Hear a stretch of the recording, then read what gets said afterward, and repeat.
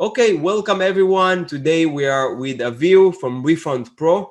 Make sure that you watch the entire interview for great tips that could help you not leave thousands of dollars that could be recovered by reimbursements by Amazon. We will focus on things that are not covered by the other videos that you might find on YouTube or Facebook Lives.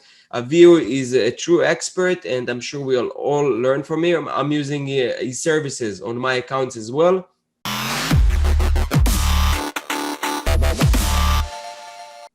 Avihu, welcome again. If you can share a little more about yourself, who you are, what is your background with Amazon? Hi. So I learned engineering. I'm an engineer. I worked in high tech for many years. I'm in the Amazon industry for years, and now I'm doing this by myself. It's my own company, and what I'm doing is I learned Amazon's policy for reimbursements. It's not easy. Amazon is doing a very hard life for Amazon sellers to find the categories and then doing the analysis and then also open the case to the right team and doing the follow-ups and win the cases. They're doing very hard time for the sellers. Some categories are easier, some of them are harder. I'm covering all the categories. So we'll start with three categories that I thought might be interesting, and I'll also explain how Amazon is making the life so hard for the sellers and why I think it will be better to partner with someone that has tools that will solve these that will find the cases, that will open the cases for you and win them. Okay, so Sure. the first category. Before we jump into the categories, if I may add something here, first of all, thank you for sharing a little about your background and who you are. So to people, they don't really understand. You can technically get reimbursements by Amazon doing it yourself. You can dig into the report. You can learn. Even in my channel here, you have videos that I show how to get reimbursement, sometimes for returns. This is something that you definitely need to do it yourself. Yet, if you live in the States, get the returns back to you and make sure that you inspect them, because many times there are missing parts. If there are missing parts, you actually supposed to get all your money back. They will fight. Recently, it's becoming very hard fighting with the Amazon agents over this, but bottom line policy, they're responsible for that. They can take your whole money and send you something that is missing parts or it's not your item. But at the other end, you could have other people do for you the job of getting those reimbursements. Yes, they take fees, but in this video we'll cover what kind of cases people like Avihu or companies, the services that they offer could help you save ton of money. And with the expertise that he created, it's something that you cannot create yourself because it will take you a ton of time. You want to focus on your business. So yeah, you give him 20 or 30%. It's 20, right? Yes. It's 20%, I'm sorry. 20% out of whatever is recovered, which is, I think, fair enough, because otherwise you will not get this recovered. And 20% it's for his keys. And they build tools that could really dig into and created this expertise. So now Avihu will share with us a couple of scenarios where it's impossible for a seller comparing a service provider to really find out and figure out by themselves. So Avihu, you're welcome to. I'm very excited to hear those as well. Sure. So there are categories that's quite easy to find and sometimes even easy to win. But some of the categories, if you don't have a machine that doing the math, that doing the work for you, it's almost impossible to do it by yourself. Which means, let's take example, replacements. Okay, so if you have replacements, not to give replacements to your buyers, it's impossible to go one by one and check if there is a return for this replacement. You can do it, but it's gonna take all your time. So I created tools that will do it automatically and very fast. So as a seller, just paying fees for something that you're not gonna do in your life, it's gonna be a whole waste of time. It's worth it for specific categories. Could you explain more about the replacement? Like, what actually happens? So if Amazon send a replace, let's say someone ordered your product, right? And Mhm. then he calls Amazon, he said, it's defective, they send me a replacement. They send him a replacement, but technically he never returned it back. That's what you're talking about?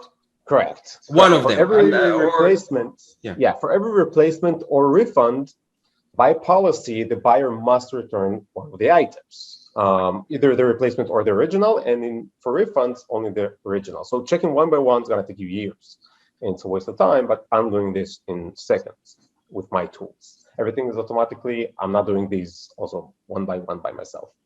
Um, so Amazon is making life very hard to find those reimbursements. Sometimes they hiding things in the policy. Sometimes they change the policy without telling you anything. Recently, around a month ago, they changed the policy. So if you got a refund or replacement, you have 60 days to return the unit instead of 30 days. So Yeah, they due to didn't, the COVID, yeah. And they yeah. telling you this, the agents, no, now the policy changed and they're trying to fight with you on that. Correct. So they changed it recently, and you need to be on top of things.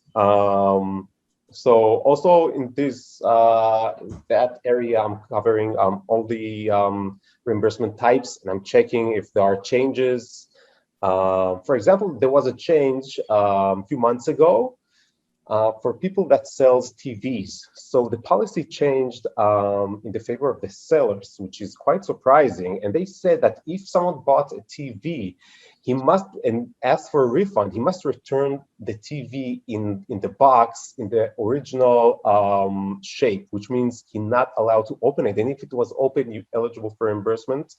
That's great for TV sellers. And if you're not tracking the policy on a daily or weekly basis, you won't find these things because they won't send you an email and tell you, yeah, we changed things. You need to be on top of these things, and that's a big hustle for most of the sellers. Um, for example, there's another example.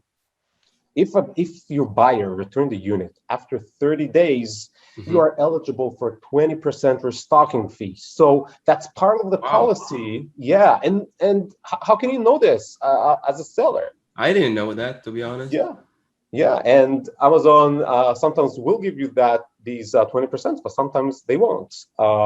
So again, taking the files and checking if it was more than 30 days, less than 30 days, then open the cases. That's quite hard. That's quite And hard. even myself with the team, which I dedicated those tasks, I find it like the ROI on that task, it's like very low. So they will, because my VA or myself, we will not build those tools. It needs to be manually done or with really minimal automations using Excels. It takes us really hours to find those reimbursements. But at the end of the day, the time invested to what we actually recovered, it doesn't make sense for us. For you, it does because you created automations around it. Now, one question that is not clear to me. So every replacement that was returned after 30 days, they must give you 20% restocking fee from the selling price or from the actual, from what price? From the product price. From the, okay, that's really good. Yes. And from your experience, are there a lot of orders that are being returned 30 days after 30 days, or it's just few there or here in the accounts that you manage? It's here and there. It's not a lot, but it's still money. Yeah, Even if it's $3 here and there, as a seller, why not taking these? for sure. Amazon is making enough money. You don't have to worry about them. I'm worried about the sellers. I want the sellers to make as much as they can to maximize their reimbursements. For sure. And let me ask you like this question. I told you this earlier, but I worked with one of the companies and services that do the same thing as yours. And the reason why I left them is because I felt that they are focusing on the reimbursements that are easy for them, and just open a case, show him the data, and they get all this. I'm as a seller getting this reimbursement for sure. It's a good thing, but I felt that they leave money on the table, but not checking the hard things. And I know that you do and work on all the cases, which is something that I think will differentiate you and give you a lot of business, because knowing that these services and companies doing that really remove all the trust that I have in them, knowing are they checking my account, are they on top of things, or they're just doing it where it's easy for them, you know? But I Correct. want to hear from you, like how you approach this, so our viewers can learn more about it. And Yeah. again, I'm not affiliated with Avihu. Really, it's honest opinion. I told him, let's introduce you to the channel so people can really use your services. And you're more than welcome. We'll put a link to his service Refund Pro down below so you can check it out. But I'm not getting anything. This is based on me using him on my accounts. Yeah, thank you. So yeah, the big difference is most of the companies, and I worked on a lot of accounts that had me and my competitor or in-house team at the same time, and the results were very clear. Why? Because most of the other companies they tend to just do the easy stuff. Why? Because it makes more money, right? If they can do in 1 hour $100 or $20, they will give up on the $20. They have enough accounts and they will just keep going. But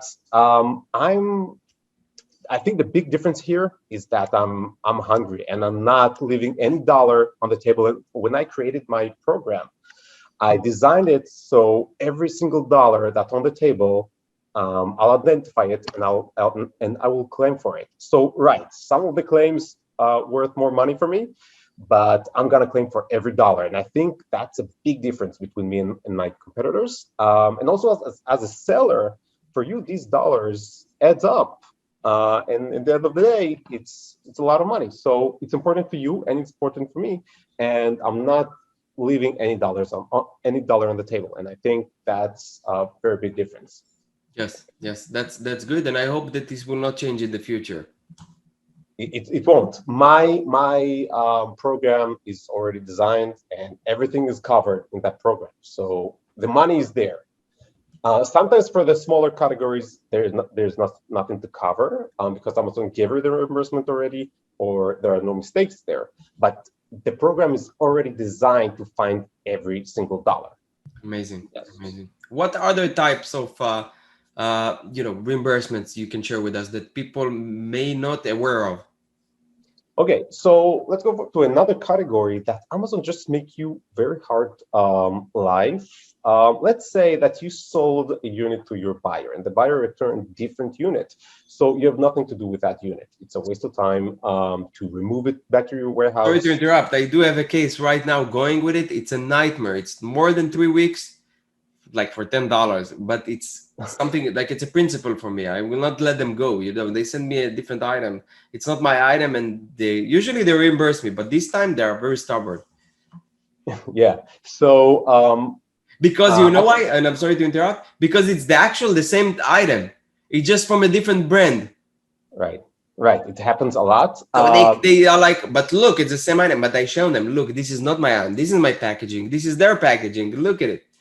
Correct, correct. It happens a lot, and I can make the life way easier to the seller because before you make the removal order, I can get through the reimbursements, which means I go to the reports, to the sales report, and I can see what was the FNSU that was sent, and then to see what was the FNSU that's returned. And before you create the removal order, back to a warehouse and making all that headache, I can get to the reimbursement on the spot. So Oh, Amazon want to make your life very hard, and they separate it. So if you want to take all your sales history, you have to do it month by month. yes. So it's gonna take you a lot of time to get all these reports. Then you need to make them one big report. It's a headache. It's a hustle. As because I have a program, it takes me minutes. But as a seller, doing this manually, take all these 80 reports for the last 18 months, it's not something that you got to do by yourself. It's too much. I agree. I Um, agree with you 100%. By the way, do you offer a service for sellers that are outside the US where they can do removal orders for returns and make sure instead of disposing them and get reimbursements for those as well, like I do here myself? sure, sure. You can be in Europe or the US, doesn't matter. The program No, but you works. bring the returns to you, no? So it depends. If you got the reimbursement on the spot when it was returned to the warehouse, there is no reason to make a removal order. It's a waste of time and money for you. I But want to it's say not it. sellable. Okay. Again, if the unit that the buyer returned is a totally different unit, if you sold iPhone and you got a T-shirt, you have nothing to do with that T-shirt. So I'll get the reimbursement for you for the iPhone, and then they will dispose of the T-shirt because you have nothing to do with this. If you want it, I think you can create the removal, but you need to think twice if it's worth your No, no, time. not for that case. I'm talking about scenarios where I sell items and they are not sellable because they are missing some parts. Usually it's missing parts because the customer kept something, you know. Correct. Like for example, I sell consumables. So I sell like 7-pack consumable, and they keep 3 and they send back 4. So with that, it's unsellable, and sellers outside the US usually will dispose it, but they don't really know why it's not sellable. They don't give you the reason until you get it back. You inspect it yourself and see, okay, it's missing 3 pieces here. So what I do is I open case with Amazon and I tell them, look, this should be no problem, even if it's used, even though the policy says that the item cannot be used, it needs to be in the original, form and unopened. No one is doing it. So I'm not going to fight with this, but still, if it's missing something, I tell them, look, I have no problem to keep this item, return the 3 missing pieces, or give me my money back. So usually they reimburse you, but that's what I meant if you offer a service like that. Correct. So for these cases, I need a lot of information from the client because I'm not in the warehouse. Yesterday, specifically, I went to a client to his warehouse and he showed me a few cases exactly like these. He sold a GoPro thing, and someone bought 18 units and took only a specific screw out of all the units and returned it. It was FBA order, so there's nothing you can do in terms of getting full reimbursements. I helped him to open the case to get at least as accessory reimbursement. It's $25. That's the max you can do here. But yes, I'm offering this service, but I need more information from the warehouse because I'm not there. That's so annoying hearing those things, you know. I heard about someone that trying to really screw someone, and what they did, they ordered like 100 units. They removed the top, and return it. So this is unsellable. Anyway, you have some bad people out there. Yeah, yeah. Also, in terms of bad people, from one of my clients, I found abusive buyer, which means it's kind of users that know the policy right and left, and they buy units, get the refunds, and never return it, and they know how to do it. You can speak with an agent that will do it a specific gesture as a buyer, and he bought for in the same month for the same address tons of units. I think 190 units. Never returned any of them and got full refund. It was a big hustle to get it back from Amazon. But if you yes, didn't return them back, why it's a big hassle? You just show them. They never returned it back. correct. But Amazon can, by policy, they can make case by case specific gestures to the buyers. They can do it. They have the power to do it. And it started like I ran the report and I got tons of money there. And I asked myself, how come it wasn't such a big seller? And then I figured out that the address for almost all of them is from the same address. So I opened the case to Amazon. We got the money back eventually, but it wasn't easy. Gotcha. Yeah. So abusive buyers we have all the time. It can be your competitors or just some guy that just wants units for free. Yeah, it happens a lot. Yeah, and I'm there to help. Excellent. Is there any other cases or things that are rare or people may not really heard about them before? Sure. Sometimes Amazon is hiding things from you. For example, sometimes for FBA orders, a buyer bought 1 unit, but Amazon sent him 2 units.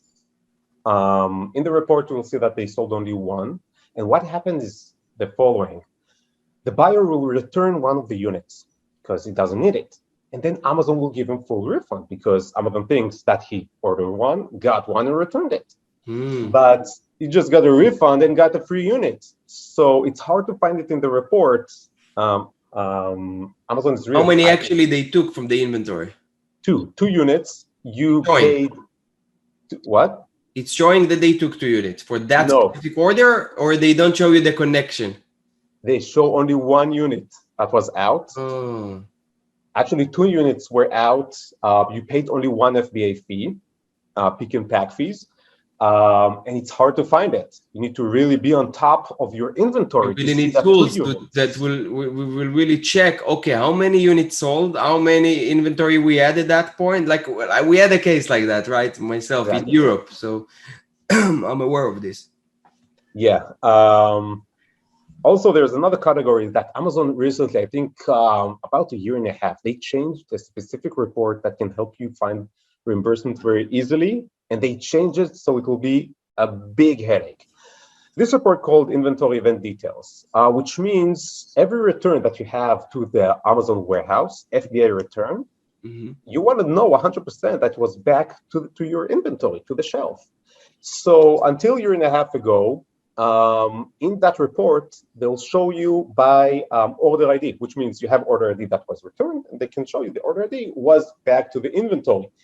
And now, year and a half ago, they took out the order ID. So it's Wow. very hard to know if the unit that was returned to the warehouse is really back to your inventory.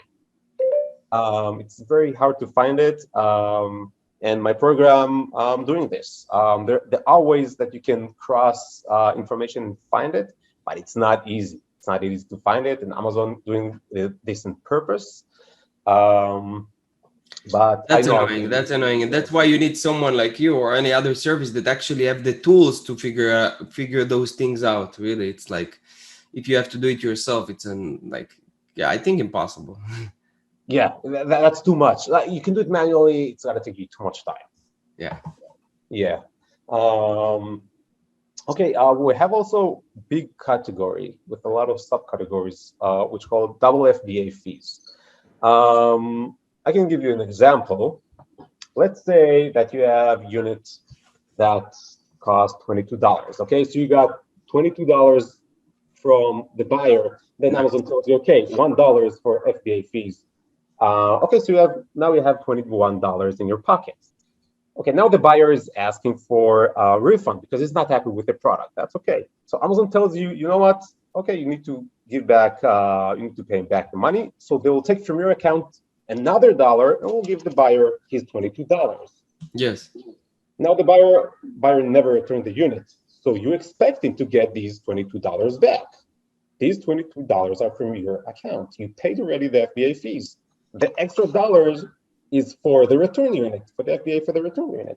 But you never returned it. So we expect to get $22, but Amazon will take you that dollar for the FBA fee for the return, and you'll get only $21. Why? Because they can.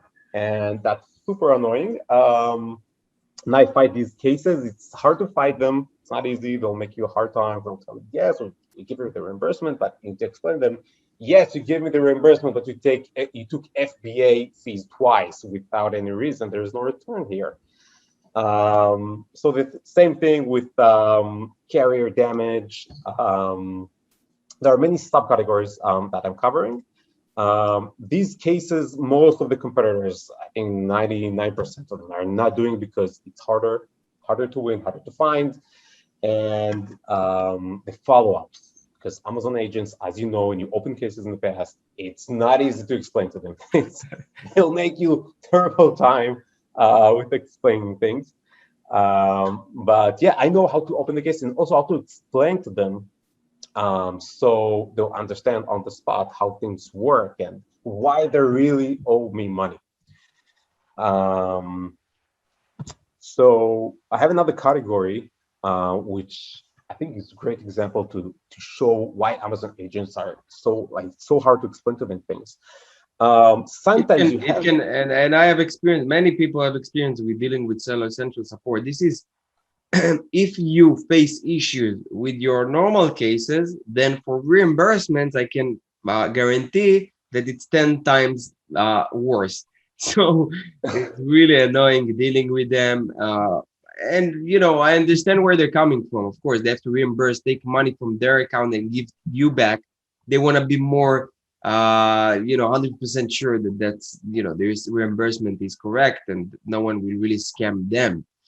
Which you had cases where sellers scamming Amazon, trying to get money or reimbursements for things they don't deserve. And I actually have a very popular video on my channel where I explain about those returns and how you can get your money back. And I mentioned there, you make sure that you only request reimbursements for things that are true. Don't lie. Don't make up things. Don't really try to, get something that you don't really like deserve to. Like it will come back to you.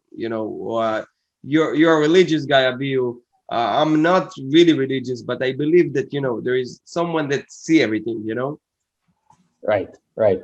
That's correct. And regarding opening the cases, sometimes I can see competitors that open cases that Amazon calls them premature, which means they didn't did the analysis, or they did the analysis, but they didn't explain it in clear to Amazon. So Amazon will say, okay, so you gave me a list of 10 orders. I have nothing to do with these orders. I don't understand what's the problem here. Okay, so we have an order with a replacement, whatever, but you didn't explain it correctly to the Amazon agent. It might be a red flag on your account. Sometimes I saw cases they said opening too many cases or opening premature cases make your account suspended. So we be very careful with opening these cases, and also for the follow-ups. Amazon will see it as a hustle that you just trying to get money without any reason, or it's not clear enough. It's a red flag. They will close the case, and it's not good for account health. So we need to be very careful with what we're doing. Okay, that's a good point. Yeah, definitely. I have another example of case type that it's quite hard to explain to the agents. Sometimes you have an order that a buyer bought a product, and then the carrier took it from the warehouse to the house to the address of the buyer. For some reason, there are many reasons, the unit is undeliverable. It can be because that the address is not accurate enough, many reasons. And when it's going back to the warehouse because it's undeliverable, Amazon say that the unit is customer damaged. And I'm asking, how is that possible? The customer never received the delivered. Unit. Yeah, it never delivered. And it's damaged, and now I need to make a removal order. Come on, it's impossible. So it's amazing. It's amazing because you're trying to explain it to the agents, and they will give you such a headache because, again, you need to know how to explain it to them. They'll say, it's customer damage. It's not part of the policy. You're not eligible for reimbursements. Then you explain it again. They will say the same thing, and then you need to be more accurate, to give more proof, to give more URLs or records to show them what's the problem here. And that's that's not easy. I'm saying this as a reimbursement professional, but as a seller, come on, that's too much to just open, find them open and doing the follow-ups. It's not easy. It's not easy. For sure. We covered quite a few things. I'm sure we can talk about this forever, and you have more cases that you can show, but I want to keep it short and easy to consume. I feel that those long videos are harder and people can't really listen to the entire thing. Those are things, again, that I'm not really suggest that you do it yourself, but try to find someone to do it for you. Again, you will get money that you didn't even know that you should get back. So it's kind of a bonus.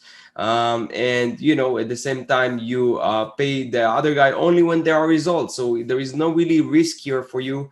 I tried it myself. I'm a guy that likes to do things in-house. Really, that's something that I do for years rather than outsourcing it. But this is an area that I think that's worth outsourcing, give you peace of mind, and at the end, more reimbursements. Thank you, Avihu, again for being a guest here. I would love to have you again in the future. For those that want to get in touch with you, how they can do it? So maybe we'll post my website and my phone number. Give me a call. Let's work together. Okay, we'll put them down below in the description. Again, I'm not affiliated with him. Whatever, if you, based on what you see, think that it could work, try them out.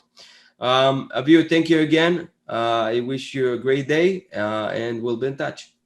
Thank you. Thank you so much. Thank you for your patience.